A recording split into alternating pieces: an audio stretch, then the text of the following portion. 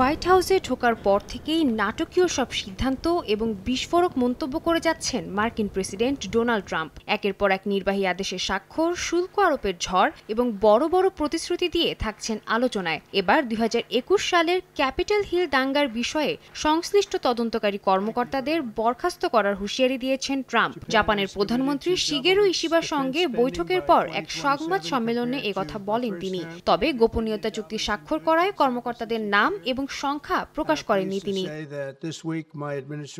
এদিকে বিভিন্ন দেশের উপর নিষেধাজ্ঞা ও শুল্ক আরোপের ঝড়ের মধ্যেই হোয়াইট হাউসে জাপানের প্রধানমন্ত্রীর সঙ্গে বৈঠক করেছেন ট্রাম্প। এ বৈঠকে দুই দেশের মধ্যে বাণিজ্যিক সম্পর্ক জোরদার বিষয়ে আলোচনা হয়। এ সময় যুক্তরাষ্ট্রে বিনিয়োগ বাড়ানোর ইচ্ছা পোষণ করেন জাপানি প্রধানমন্ত্রী ইশিবা। জাপানি প্রতিষ্ঠান টয়োটা এবং ইসুজুর প্রসারের পরিকল্পনাও তুলে ধরেন তিনি। বৈঠককালে ট্রাম্প জানিয়েছেন ২০২৭ সাল নাগাদ জাপানের সামরিক খাতে ব্যয় দ্বিগুণ করার প্রতিশ্রুতি দেন ইশিবা।